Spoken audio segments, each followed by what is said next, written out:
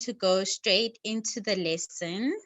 Yesterday, we covered chapter 3, units 2, 3, depending on your textbook, and they were on options for financial assistance. So we're going to do a wrap up on yesterday's work before we get into today's work, chapter 5, unit 1, which is democracy and human rights. Okay. From the chat, I saw some of your questions from yesterday, so I'm quickly going to answer those questions for you. So somebody asked in the chat, can you gain experience from learnerships, and or are they only for companies to get their money back?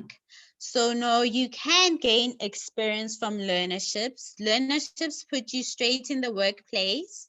You work with your boss. They allocate a mentor for you, and then you get to know what's going on in the workplace. They teach you how to work.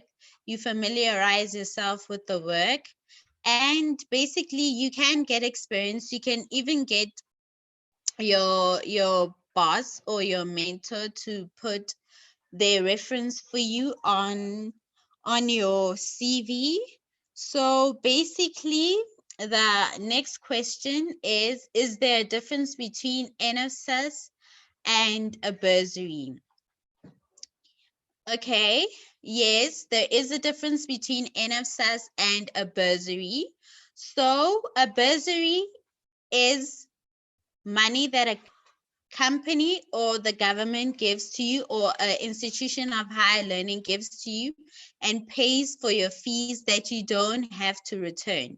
You might have to give them maybe a couple of years of labor, like I said yesterday. Maybe if you studied for 4 years, maybe they'll expect you to work for them for 4 years, but it's not always the case. You don't have to return the money. NFSS, however, is a loan. So loans you need to pay back. So you will have to pay back your NFSS loan, but that is only when you found employment. So as long as you're unemployed, they won't expect you to pay back. But once you start working, they'll look at your annual income, and usually you'll start paying when your annual income is 30,000 Rand or more. And then depending on how much you get paid, then they will raise the amount of money that you get.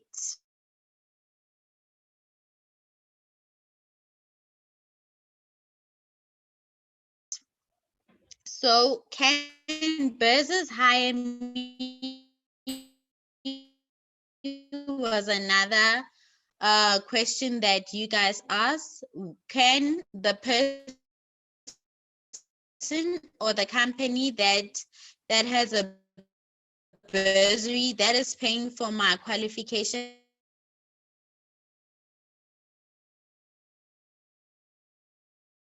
hire you in any way? So, and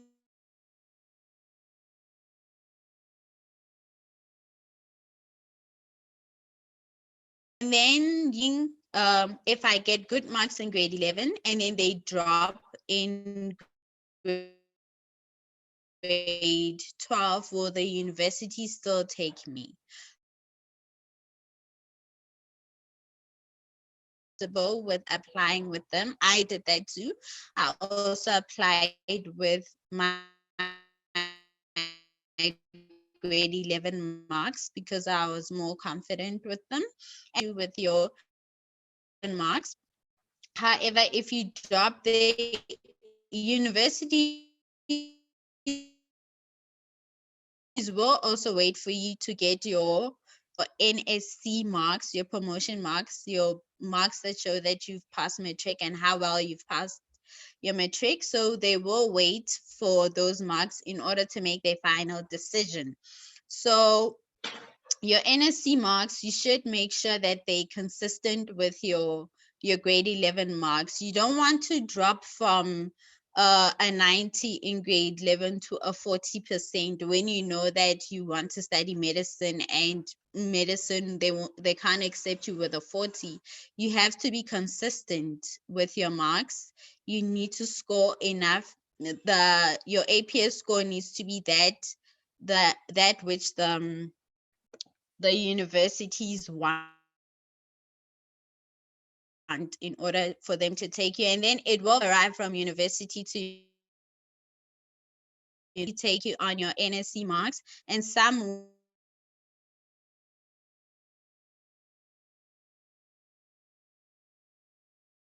will already take you based on the way you can book your space.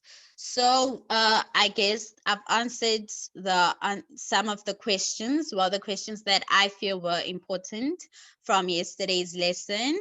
And then basically, the APS system, let's go back to the APS system.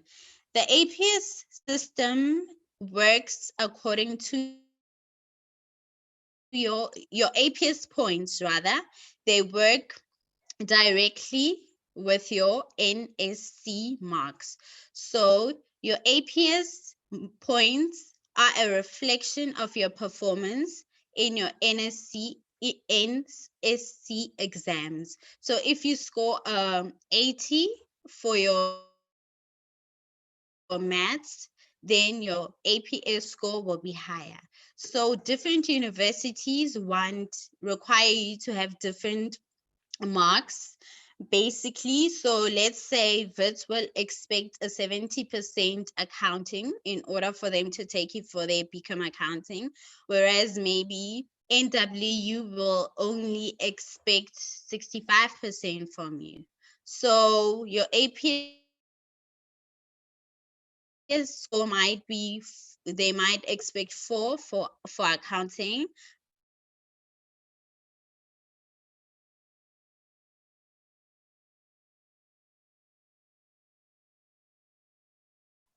from Wits, but NW will only expect a score. So you need to get good marks for your exams in order for your APS score to go higher, and so that the universities will take you, and obviously according to what they want from you. So today's lesson is on democracy and public participation. So what I want you to know for today's lesson is the the processes and procedures for democratic participation. Okay. And then public participation. It is your right and your responsibility to take part in making the decisions as they affect you. So basically, let's make an example with COVID-19. Public participation. Why is it important for you to participate with the government, or with everything that the government is doing during this time when we're dealing with this pandemic? Let's make an example specifically with the lockdown. So before the lockdown, people were engaging the government with how they feel about locking down, whether the president must lock down the country or not. So there were different opinions. For instance, some businesses were saying that they won't be able to deal with the lockdown, and some businesses were correct. For example, Edgar's Jet CNA Group, they came out saying, their CEO came out saying that he won't be able to keep the doors of the company open after the lockdown. Now, it's not that he's against the lockdown, but in terms of giving people salaries, keeping the company afloat, he's not going to be able to keep the company open. So other opinions were from civil rights and human rights groups saying The human rights conditions of South Africa are very poor. People living in shacks and in squatter camps won't be able to quarantine successfully because they squashed up. It's densely populated. Some don't have water, access to sanitation. So how is that going to make for a successful lockdown?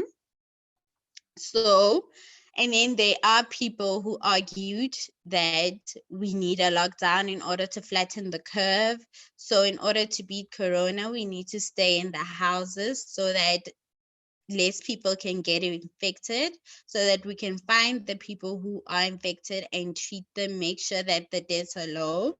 So the importance of that kind of participation helps the government to know how the people feel, what are the people's views, different views about the decision that should be made. So when the government and the president makes a decision on whether to lock down or not, he makes an informed decision knowing how everybody feels. And when he makes an informed decision, he'll be able to substantiate the reasons why he decides that there should be a lockdown. So maybe he will say that we need to have a lockdown because we already see that there are lots of people who have been infected. So we need to keep the infection rate down. And we also need to make sure that we find those that are infected and that they are treated. So basically, the reasons why you need to participate will just be basically that. So how do you publicly participate? What would you have to do? So your textbook suggests that if you want to participate publicly, you can stand for elections or vote in your elections. So basically, what you can do is that when you stand for elections, you feel that I can bring change to the country. I have the answers to how we can solve our problems. So I will be the next president. You can stand for election if you feel that you can take the country forward. Voting in your elections is very important because voting makes sure that your views are known. You can air your views. You put your X, like we always say, next to your where ideologies lie and the concepts that you think the government should move forward with. So basically, if you are liberal, you'll vote for the DA. If you are socialist, you vote for the EFF. If you are a social democrat, and in between, you'll continue to vote for the ANC. So we will know your views by you voting. If you don't vote, then we don't know what your views are and where you want the country to go.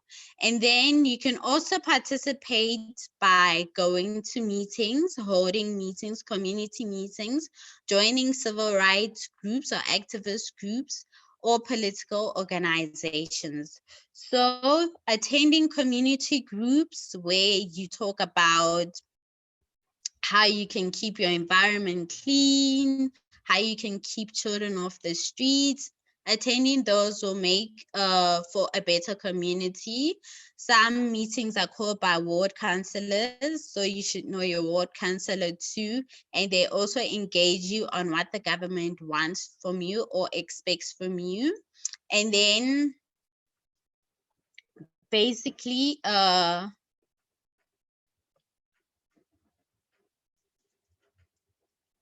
right. Civil rights action groups are like, for example, GBV groups, gender-based violence groups. That's what we're seeing right now, women and children getting killed and abused. So we'll have movements like that you can join in order to make South Africa a better country. Political organizations, like the example that I've already made of your political views, you join a political party, you're active in it, then we know what your views are. Civil rights movements don't always have to be political. You can join a Save the Rhinos group, a nature conservation group, a Keep Your Environment Clean group that will ensure that we have cleaner air, there's no pollution, that we keep our animals safe, that you can join movements where people are fed, like feeding schemes, like keeping children in school. And another way that you can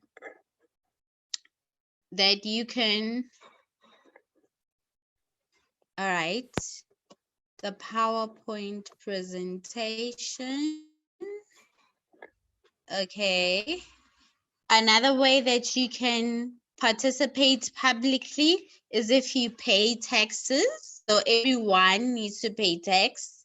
If you're a responsible citizen, you'll pay tax because that's what keeps the country going. So basically, you pay a tax, then there's money for providing education, there's money for health, there's money for grants, our government pays grants.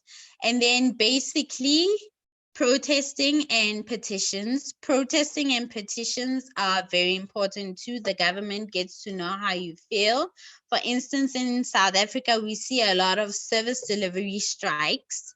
So maybe if the service delivery strikes had been taken seriously, because people were marching for water, for housing, for sanitation. Maybe if they would have been taken seriously, then we wouldn't have a problem of people not knowing where they're going to wash their hands now during the lockdown. Maybe service delivery could have happened quickly and people would have services, and we could have had a more successful lockdown than what we have right now.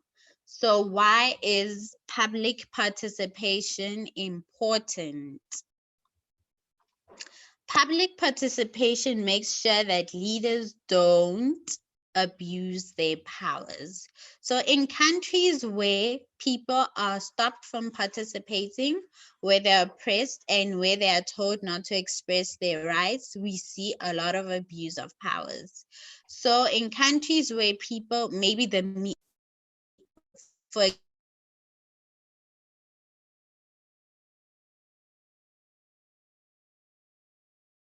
example, the media is not free to publish them. So those countries, we find that there's a lot of abuse of power in those countries. Leaders are not accountable. They do what they want. They can take part in human rights violations. Well, there are lots of countries in Africa and maybe in South America where we see examples of those things happening. I'm not going to mention any. So another reason why public participation is important is so that the public can express and take part in the decision making. We've already covered that with the previous slide. And then public participation. Hello? You're still on the first slide. If you can maybe just move the slides along.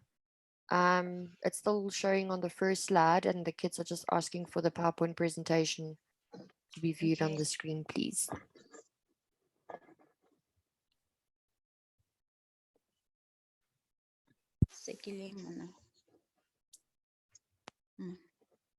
Seven.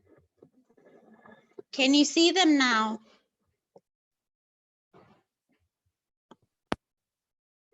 Can you see them now? Page that shows what we're going to be doing today.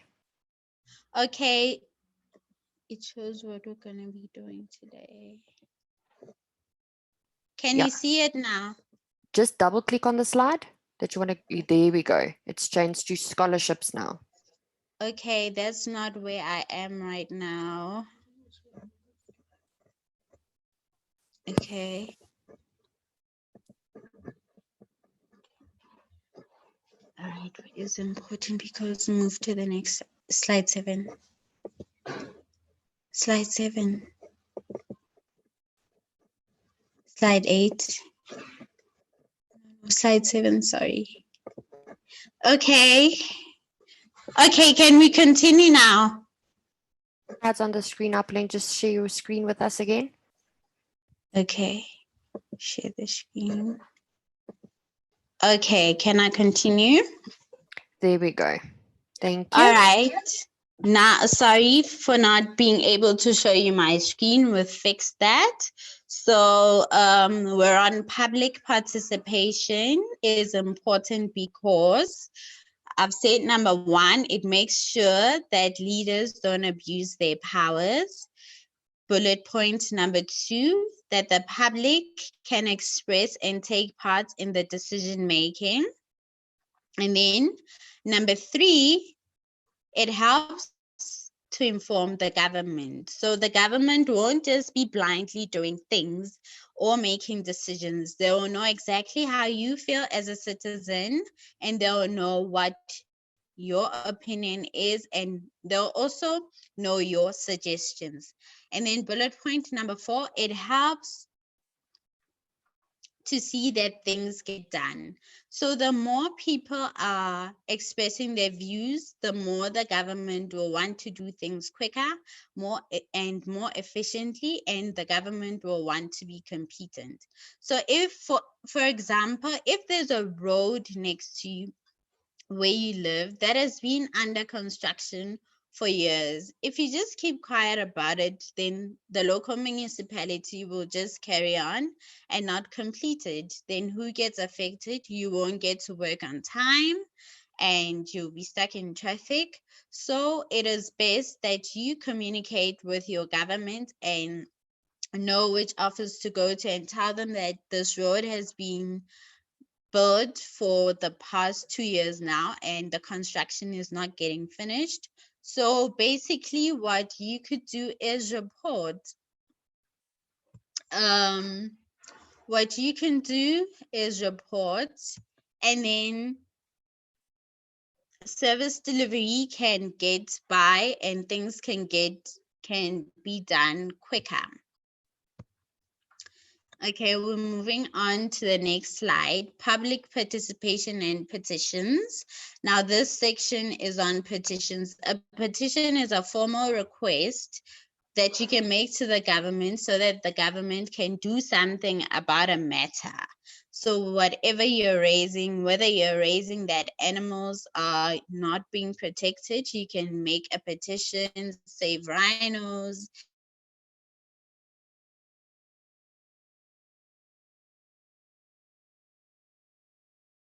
save our lions. Maybe there's a company in the area that you live in that is giving off pollution. So you can make a petition, make the people in your community sign a petition that the company either has to make emissions. So there are different kinds of petitions you can make, and there are ways to give them to the government. So there are government departments that will be there to receive your petitions, and then they'll give you forms to fill. They will also make sure that your petition gets heard by the right people. So you're going to check your textbooks. It's in your focus textbook, and it is on page 63 of your textbook. Page 63 of the focus Maskew Longman textbook.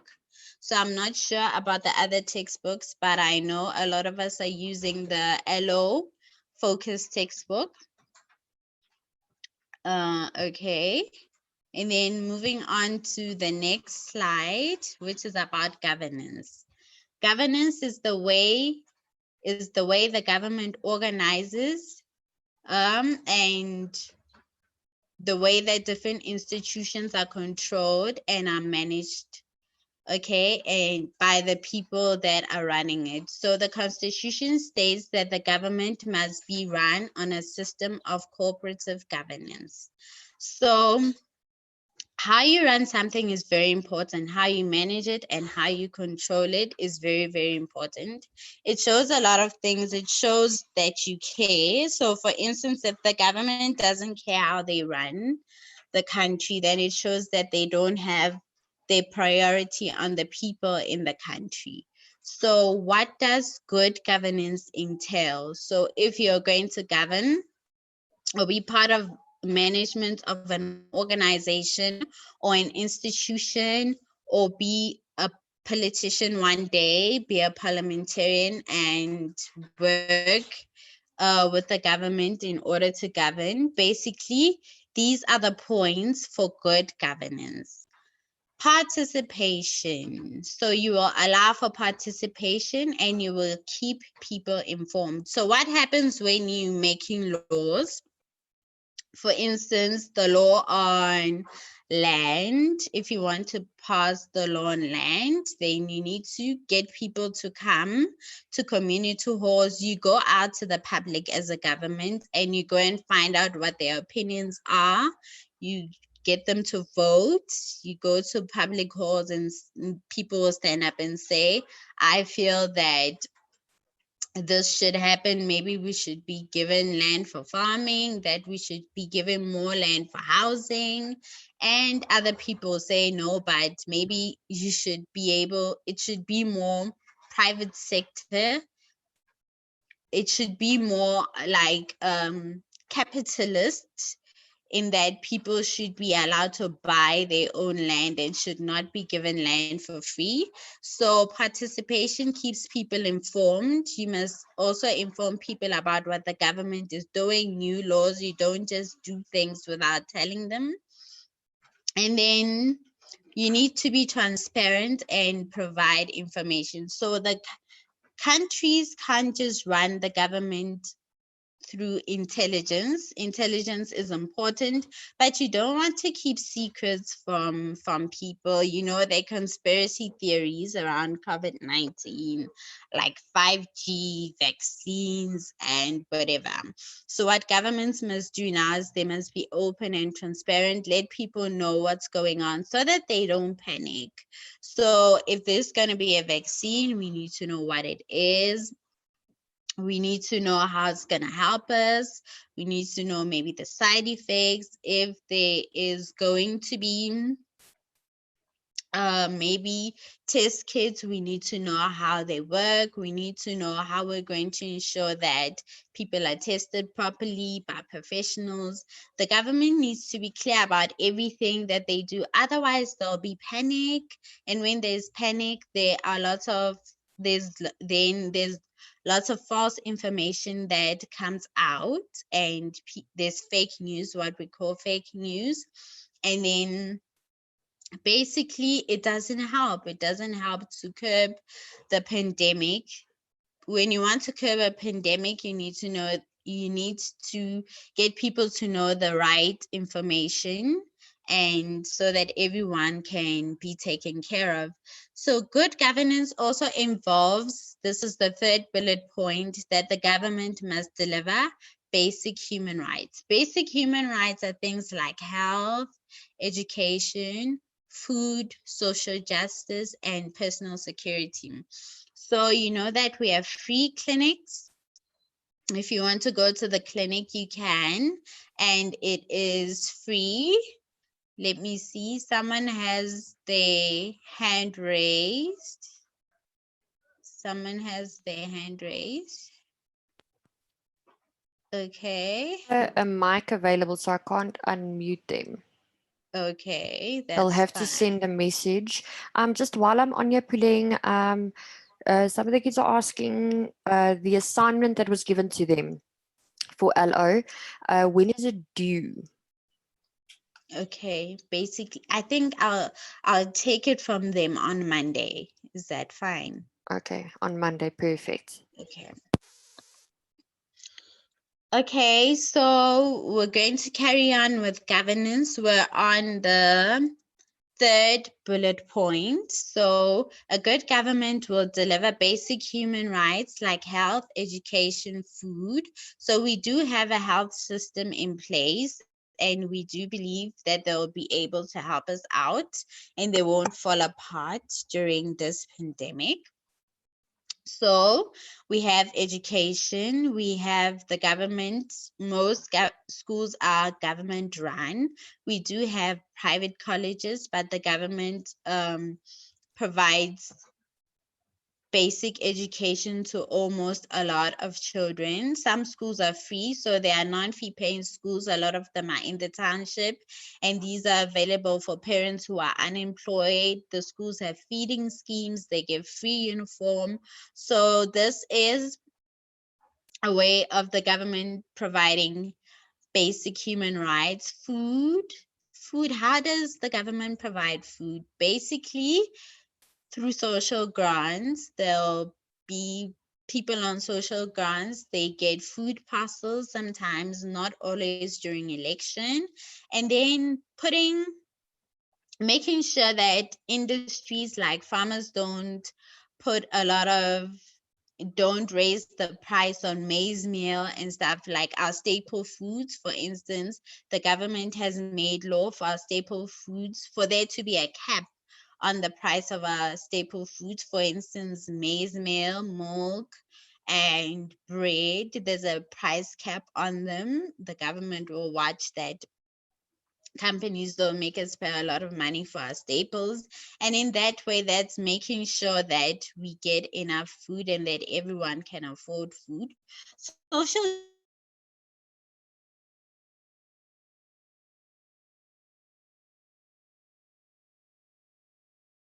justice, that or crime has been perpetrated against you, that you're able to go to court and get justice basically for whatever you want to get justice for. So all right, so that you can Yeah. get justice. There's a lot of kids that's not sure which assignments it is that you are referring to and where they can get the assignments and how can they send you the assignments. If you maybe just want Okay, to go over that with them. what must I do? Must I allow them to how do you think I must allow them to send me the assignments? Probably email will probably be Okay, best. Um, okay. maybe just the kids that's not sure what assignments it is, maybe just Hmm. run over the assignment with them. Okay, And maybe thank just do that you. at the end of the class, just so that everybody's aware on what assignments and where they can get the assignment from. Okay, thank you. I'll Thanks. do that. Okay, so we're carrying on with a point. So I think we all know that a good government will be able to deliver a basic human rights and security. I also have their security, it's personal security that has to do with crime. A normal country won't have high crime levels. So you want to be safe wherever you are with your children,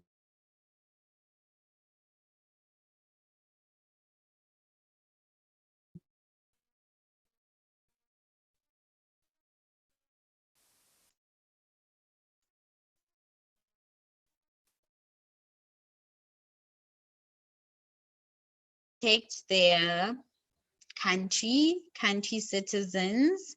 They'll make sure that the borders are closed, maybe that there's no human trafficking happening over the borders, that there's no drug trafficking happening over the borders, that food is controlled, there's no food poisoning, we aren't getting spoiled food over the borders. For instance, some people were questioning whether the food we're getting from China or affected countries with high COVID-19 cases reported, whether the food that comes from them is tested. So things like that. Things like that are part of protecting your country, your country's citizens. So taking responsibility, the government needs to take responsibility for everything that they do. If they're not delivering things on time, for instance, if they say by the end of this year we will have built 200,000 RDPs, then they should. And if they don't, we need to make them responsible. So government has time and time again said that they'll make sure that they're responsible by monitoring the government service servants or the government officials. So basically, if someone works in the department of, let's say, health, and then maybe they are responsible for this new program that's coming, the National Health Government Insurance, where everybody will be put on one insurance controlled by the government. If someone has that project, and they don't do it maybe by the time that they're supposed to do it, maybe the closing date is 2022. If they don't do it by them, then they should be able to face the consequences of suspended from work or not be allowed to work in that department anymore. So basically, that will be um, public governance, good governance. All right. And then lawmaking processes. Uh, we need to know about lawmaking processes because they affect us directly and indirectly. If you don't know how the country makes their laws, then you could get stripped of your rights without even knowing it. You won't know what is due to you. You don't know what you should get, and you don't know what your responsibilities are. So the government should follow a democratic process, and they should include the public by encouraging public participation. And that the bullet point number 2, laws need to be passed. The laws that are passed need to happen on 2 or more different levels of government. So basically, when the government is making laws, you need to be involved, they need to involve you, and you also need to make sure that you informed on how you can participate.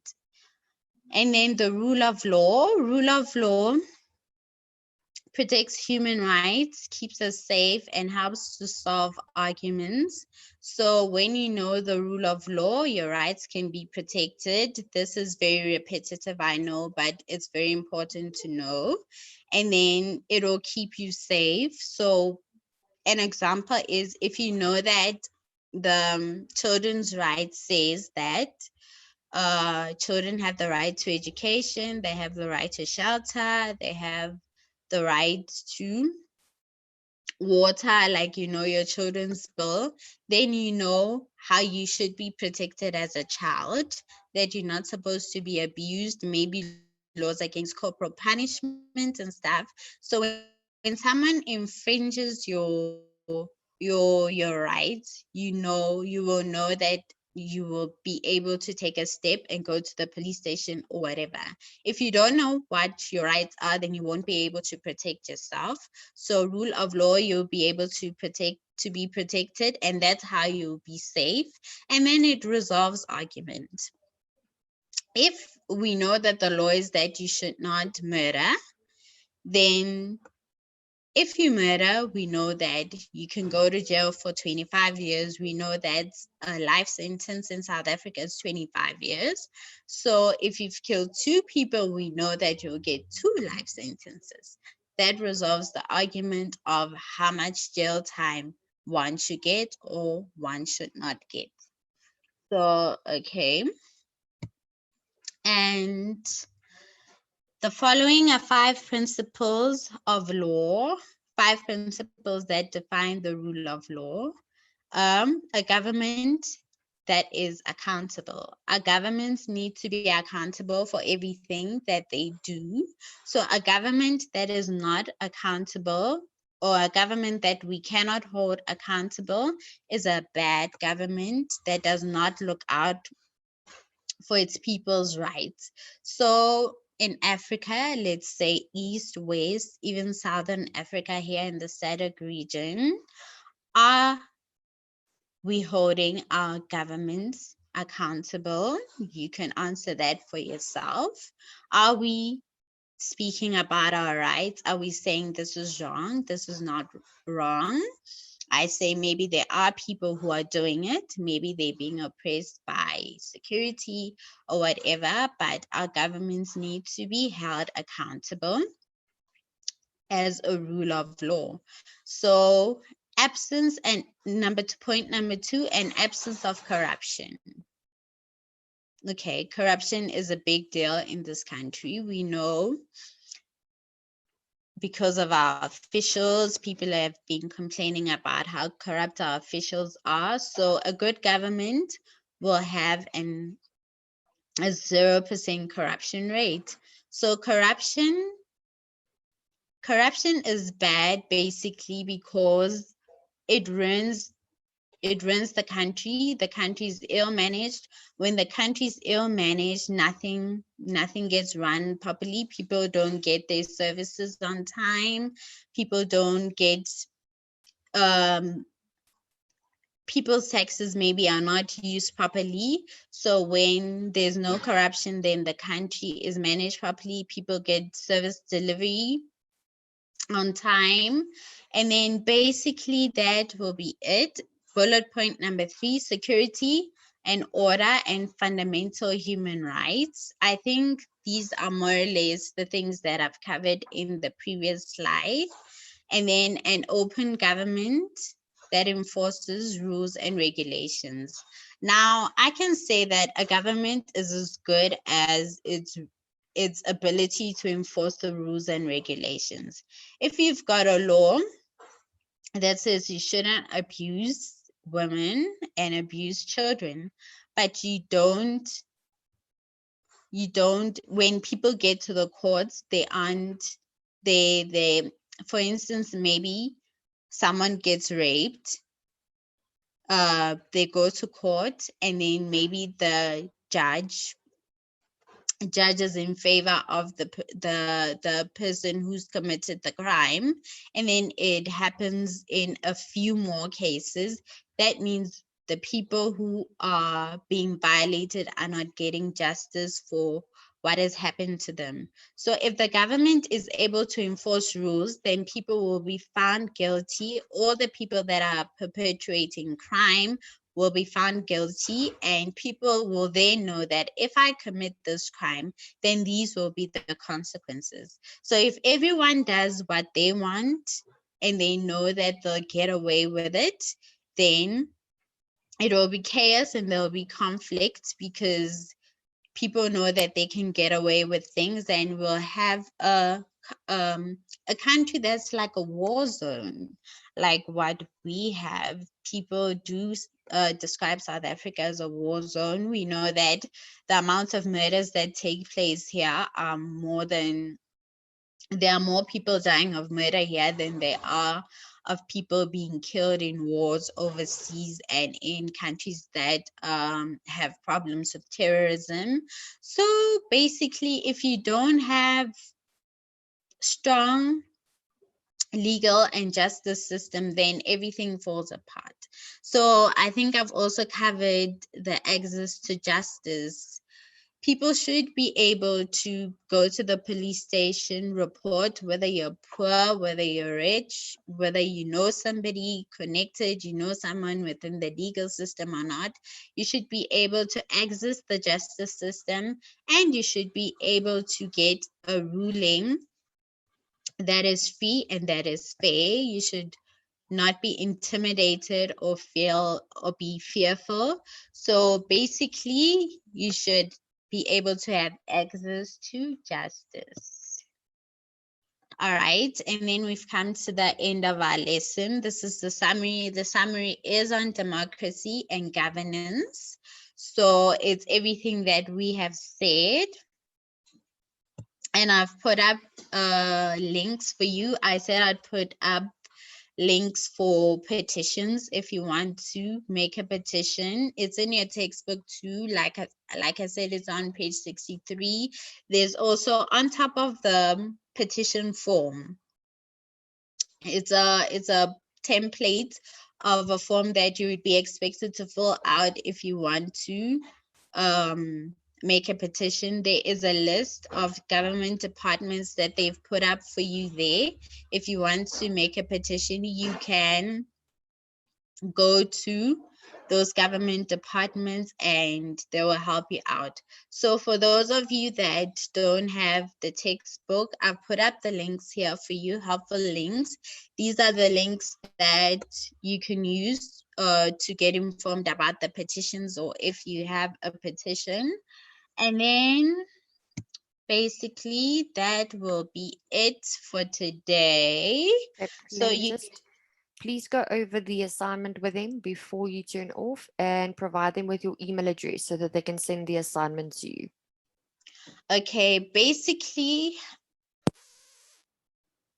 all right. And the assignment that I gave to you, I think I gave it to you on Tuesday. It was on qualifications and access to higher learning institutions. It's on a slide. I brought slides for today. So the assignment was that you must choose a higher learning institution, choose something that you want to study. One, write this down, choose what you want to study, which is based on your interest. And then you choose the higher learning institution that you would like to learn at. So it must fall between the diploma, higher certificate, or bachelor's. So we all know that bachelor's, you'll find them at universities, and in diplomas, you will find them at universities of technology, and higher certificates, you'll find them at TVET colleges. For example, if you say, I want to do a BSc in science, then you'll say, I'll do it at UCT. It makes sense for you to want to do a BSc at UCT because that's where they offer bachelors. So you can't say, I want to do a BSc at TVET college because they don't offer a bachelor's there. So you need to make sure that it makes sense. So you choose your degree or your diploma of interest, your area of interest, what you want to study. You choose a suitable university. You say whether it will be a diploma, a bachelor's, or a higher certificate. And then you're going to motivate for me why you want to do it then. And then basically what I also ask you for is that you must tell me what subjects you need to take in order to study that. For instance, I'm going to make an example. If you want to study medicine, you'll have your maths and your science and maybe your bio and an extra subject. You'd also have to pass maybe your English. And then basically that would be the subjects that I need to take. And then you need to make sure that your APS score is correct. So attach the marks that you need to get. And then you need to, at least with the university that you are going to Google or use. For instance, I said I'll do my BSc in science at UCT. I'm going to go look up UCT on the net and check what they expect from you, what your APS score should be for studying BSc science. So it is a bit of a research assignment. So basically what I'll do is I'll go to the net, check my BSc, check what are the requirements for my BSc in science.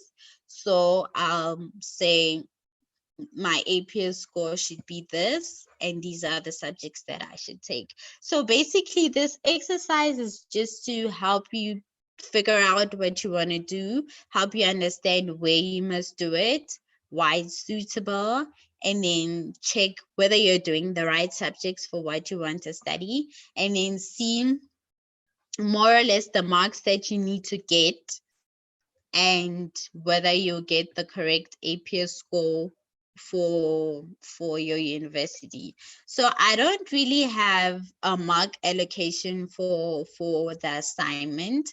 I'm going to make 10 marks for the first part, which is I'll give you 1 mark for your area of interest, and then basically I'll give you 4 marks for telling me where you want to study and why. So that will be out of 5. And then basically, you're going to tell me your subjects. So I'll give you 5 marks for your subjects. And then you're going to give me your APS score. I'll give you 10 marks for that. So we're just gonna make it out of 20. Basically, I want to check your understanding and whether you're getting things right. So basically, you're going to email that for me. You're going to email that for me. Please write down my email. It is Litzika Puleng. So Litzika is my surname, Puleng is my name. So this is how you spell my surname. Letika,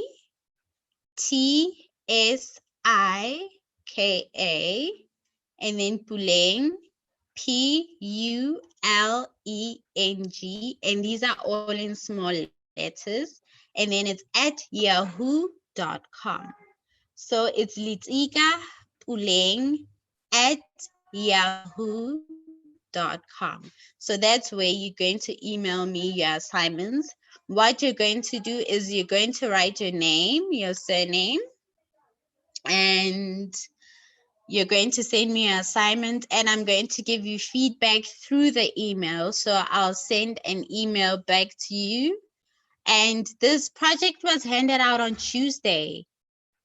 The project was handed out on Tuesday. It's just for me to check whether you understood the lesson or not, because I see someone says, was it emailed to our schools or something? No, it's a lesson that I went through with the grade 11s on Tuesday. So I'm checking your understanding. So I'm going to expect for you to give it to me on Monday. So Monday. So basically, yeah. So just to confirm with you guys quickly before we get signed out, because we're going to get signed out in a minute, you can click left on the top left of the screen. There's a section that says live YouTube. That would take you directly to our YouTube channel where you can view all of the previous classes that has been given. The assignment that was given to you guys on Corona and HIV by your schools is due to your schools. It's not due to Mrs. Puleng. Okay, so Mrs. Puleng, is there anything else or can we wrap up? No, there's nothing else. We can end the lesson, but tomorrow we're carrying on with chapter 5. It's a big chapter, so we're carrying on with democracy and human rights tomorrow at 3 o'clock. Thank you. Goodbye.